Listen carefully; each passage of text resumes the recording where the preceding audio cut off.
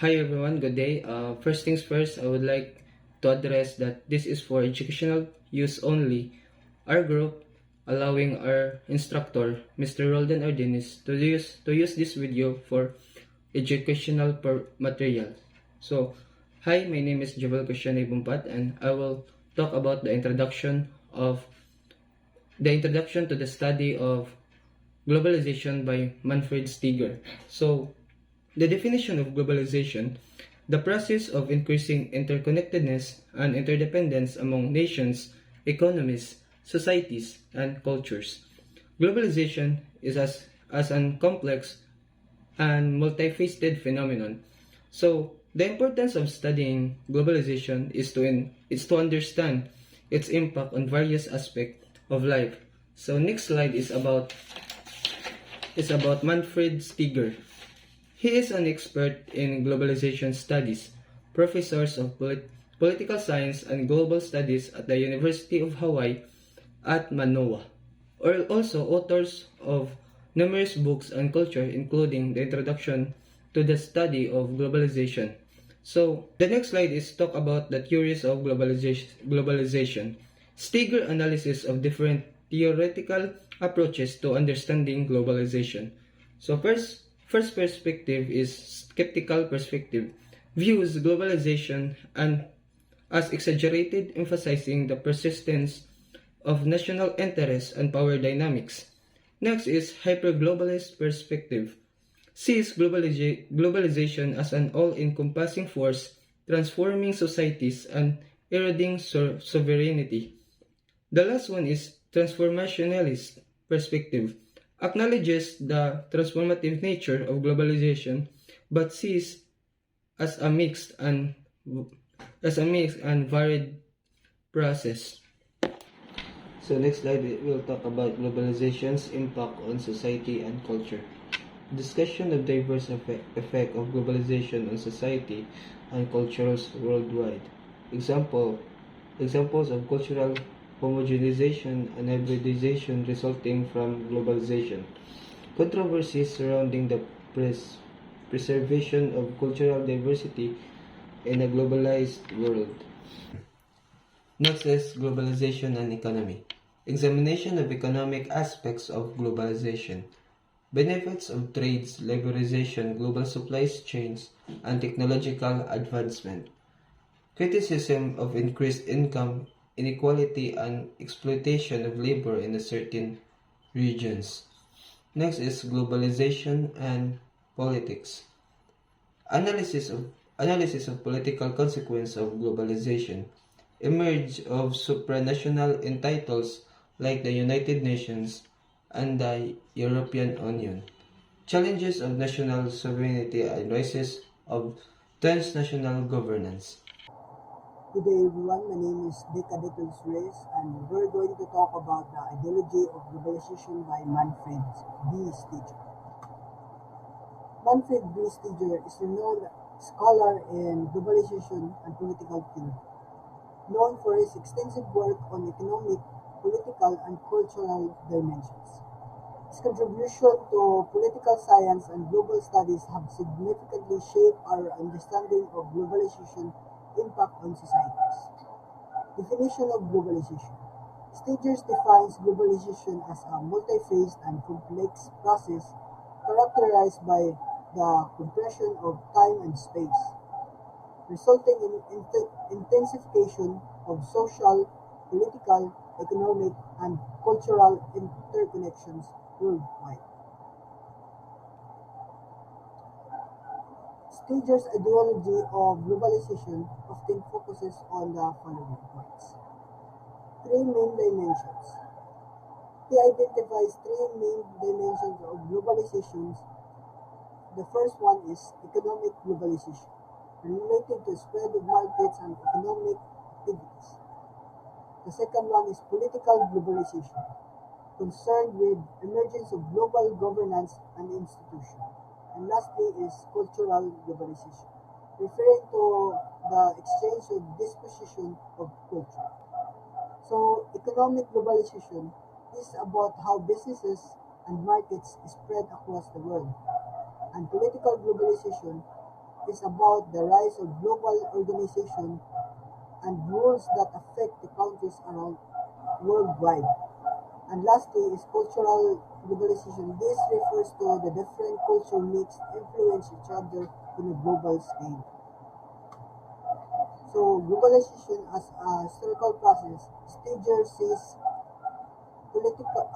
globalization as historical process that has evolved over centuries rather than recent phenomena. He emphasizes the interconnectedness of societies throughout history. Stagers views globalization as something that has been happening for a very long time, not just in recent years. He highlights how societies have always been connected with each other throughout history. Good day, everyone. Good day, sir. I am Cadet Parini R.D. Tanyola. I am the reporter, followed by Guy de los Reyes, which is Manfred B. Steger, which and this is my topic, global imaginary. He introduced the concept of a global imaginary, which refers to the way people perceive and imagine the world as interconnected and interdependent.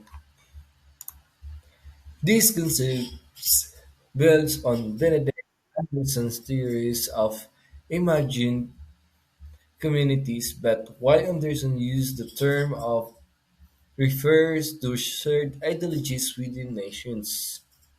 Steger possessed that globalization is breaking down the emerging walls of nationhood and bringing about a shared sense of a thickening world community. Steger insists that in order to understand and solve the great global problems of our time, we must first understand the global imaginary and all that it represents. And second, critique of globalization. While recognizing the potential benefits of globalization, Steger also highlights its negative aspects, such as increasing inequality, environmental changes, and cultural homogenization. He encouraged a critical examination of these issues. So we have another challenges. As Steger emphasized in his introductions, is the vague connotation of globalization, a term that has gained prominence fairly recently and that remains subject to a wide range of definitions and viewpoints. He issues the lack of consensus regarding the skills root causes, topographies, chronologies, and other character traits of globalization and offers insights into relevant rival interpretations. And lastly, debates and diverse perspectives. Stricker acknowledged that globalization is a topic of ongoing debate and that there are various perspectives on its consequences and implications. To summarize this topic, introduce the main approaches globalization by linking them to the lively ongoing debate on the subject. Still, the overview does not encompass all the topics of the ever expanding discourse on the subject. In addition to exploring the economic, political, and cultural dimensions of globalization, many scholars have raised a number of additional topics, such as the director of transnational migration flows, the emergence of transnational social movements such as the woman movements, the spread of global pandemics, transnational crime, cybercrime, and the globalization of warfare, military operations, and military technology linked to a transnationalization of defense productions. So that's all. Thank you. So, good afternoon, everyone. I'm discussing about Michael Frieden's sentiment. Michael Frieden is a British political theorist entitled as Emeritus Professor of Politics at the University of Oxford. He is Professorial Fellow at Mansfield College, former Director of the Centre for Political Ideologies, a founding editor of the Journal of Political Ideologies. Taking issue with Michael Frieden's skeptical assessment that it is far too early to pronounce on globalism status as an ideology. In his opinion, it is aims to prove that global globalism not only demonstrate a set of political ideas and beliefs cohesive enough to merit the status of new ideology, but also compressing the dominant ideology of our time against which all rivals must define themselves. He argues that the current fragmentation of established ideologies and revived uncertainty concerning whether ideology still exists. In other words, ideology is currently fragmenting or disintegrating, and there has been a doubt about whether it still exists.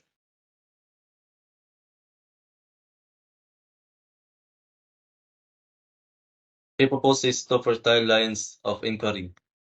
First, to question the implied holism in the notion of an ideological family. It discusses globalism as a potential holistic rival, but immediately switches to the skeptic position that it is just too early to decide about whether whether globalism is an ideology. Second, to query the dominant convention of classifying and categorizing ideologies with a view to establish the degree to which the constitute useful cluster. It recommends exercising creative thinking and advice with the goal of obtaining information on an underlying principle that can be used to reclassify ideologies. Frieden reclassify design based on select feature of human behavior such as first, pride, or being proud about something good that one has or has done. Fear, a bad feeling that you have that you have when you are in danger. Third, gregariousness, the quality of enjoying the company of other people. Fourth, complacency, a feeling of calm, satisfaction with your own abilities or situation that prevents you from trying harder. Fifth, vulnerability, or a quality of being easily hurt or attacked. Six, insubordination, insubordination, or an act of refusing to obey someone who is in a higher position that you and who has the the authority to tell you what to do. And the last, self depreciation, belittling oneself and meant to make yourself or the things you do seem unimportant. That's all. Fredrin's article highlights several key virtues. Firstly, it wisely emphasizes the transient nature of political belief systems, reminding students that these ideologies are ever changing and require regular scholarly re-evaluations due to their evolving nature. Second, virtue of Fredrin's article encourages contemporary analysts of ideology to reconsider outdated classification systems that may hinder understanding. This entails being open to the idea of significant ideological changes and being willing to update or replace obsolete conceptual frameworks that no longer effectively explain modern political belief systems. Thirdly, the article showcases intellectual creativity by suggesting thought experiments aimed at reshaping traditional ideological boundaries and reclassifying ideological systems. As you can see, what is shown in the presentation, Michael Fried imposes a three cardinal criteria. First, A. Degree of distinctiveness. This refers to how unique or different a political concept or idea is compared to others. In the context of politics, some ideas may stand out more because they are offer a fresh perspective or propose something different from the norm. High distinctiveness implies that the concept is easily distinguishable from others in the political discourse. B. Context-bound responsiveness to a broad range of political issues. These factors suggest that a political concept or ideas should be able to adapt and respond effectively to various political situations and problems. It's not enough for a concept to be unique. It should be also versatile enough to address wide range of political issues within different contexts. Lastly, C. Ability to produce effectiveness conceptual deconstruction. This point involves the concept's capacity to engage in the meaningful debates or discussions. To decontest means to challenge or contest existing ideas or concepts. So, a concept with this ability can effectively participate in debates and discussion, providing will throw out arguments and counter-arguments.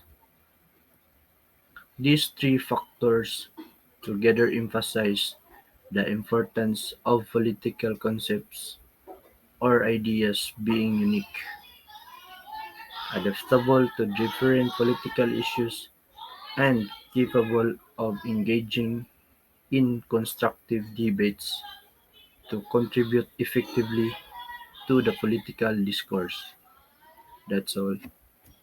Thank you.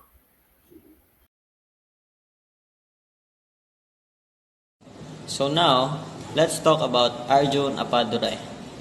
So, who is Arjun Appadurai?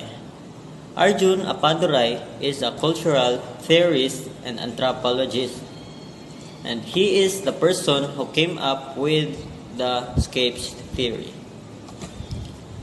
So here are some quick facts about Arjun Appadurai. So Arjun Appadurai was born in Mumbai, India in 1949, and he was the professor at University of Chicago. And Arjun Appadurai has two major publications. So first of his publications is Modernity at Large, Cultural Dimensions of Globalization, 1996. And the second of his major publications is Disjuncture and Difference in the Global Cultural Economy in 1990. So Arjun Appadurai has major concepts. So these are his major concepts. So first is global cultural flow, second is scapes theory, third is disjuncture, and last is imagined worlds. So Arjun Appadurai is also a co-founder of the journal Public Culture. So now let's talk about his first major publication, which is The Modernity at Large of Cultural Dimension of Globalization. So it explores the various dimensions of global cultural flow and the role of imagination in shaping these processes. However, Arjun Appadurai has made significant contributions to the study of globalization beyond this book, Modernity at Large. So what are these topics? So first, immigrant communities. Second, urban space. Third is cultural diversity. And the last one is impact of technology on society. So some of his other notable works include Fear of Small Numbers, Social Life of Things, and the Future as Cultural Facts. These writings provide valuable insight into the complex dynamics of contemporary global processes and their effects on social and cultural life. Aparadi's work revolves around several key concepts and ideas. Number 1. Role of media and technology. Aparadi highlights the significant role that media and technology play in shaping the flow and global cultural practices and ideas. He examined how advancements in media and technology have facilitated the exchange and dissemination of cultural information on global scale. Number 2, impact of migration and diaspora. Paradise explore how migration and diaspora influence the formation of identities. He examines how individuals and communities negotiate their cultural identity in the context of this displacement and the bleeding of this different cultural influence. Number 3, dynamics and of power and inequality. Paradise work also delves into the examine of power and dynamics in inequality in the globalized world. He investigates how globalization can reinforce existing power structure and create disparities between different groups and regions. Number 4, distinction and difference. Paradise introduced the concept of distinction, which refers to the gaps or disconnection between global cultural flows and their local interpretations. He also emphasized the significance of cultural difference and the diversity of expressions within a global context. Number 5, landslide of globalization. Paradise conceptualizes the idea of a landscape of globalization, which refers to the spatial organization and distribution of global flows. He argued that globalization manifests differently in different contexts and locations, leading to the diverse cultural landscape. Number 6, social life and things. Paradise explored the social life and object and communities investing how they acquire meaning and value within cultural, social, and economic contexts. He examined the calculation and consumption of objects which reflect and shape cultural identities and practices. A Paradise argument about globalization is that it is not a single unified ideology, but rather a complex and contested process that involves multiple ideologies and power dynamics. He believes that globalization is not one-size-fits concept, but rather a diverse and dynamic phenomenon that varies across different contexts and society. According to Paradise, ideologies play a crucial role in shaping the cultural process and social immigrants that emerge within globalized world. These ideologies can be economic, political, cultural, or social in nature. They influence how the individuals and communities perceive and engage with globalization. For example, economic ideologies such as neoliberalism promotes free trade, prohibition, and derogation, which can lead to the spread of global markets and increased interconnectedness. However, these economic ideologies can also result in inequality, exploitation, and cultural homogeneity. Good day everyone. Reporting next in your front is Hossery Rusofan, and today I'm gonna be tackling next the escapes of globalization. So there are many escapes of globalization, but today we're gonna be tackling about these few escapes of globalization. So the first one is techno globalization. Techno globalization. Globalization as the global spread of integration of technology. So the examples of techno-globalization is the iPhone global impact as it is manufactured in multiple countries and used worldwide. So we all know the widespread of use in iPhone. So it is part of globalization as it is a number one used phone in the world as it is so popular that today's it helps a lot in our globalization. And we have next is media globalization, the worldwide integration of media through the cross-cultural exchange of ideas. The examples of the examples of media globalization is movies, shows, sports, dedication. Uh, when we watch these movies or shows or sports or dedication, we have we have seen that they have different cultures and different as media brought us on what cultures they have as they have contributed and what type of culture are they as they share those things from movies, shows, sports, dedication on how they play, on how they live their life, on I mean on how they live their lives. So next is we have financial globalization. Financial globalization as the interconnectedness of financial markets worldwide. So examples is we have stock market.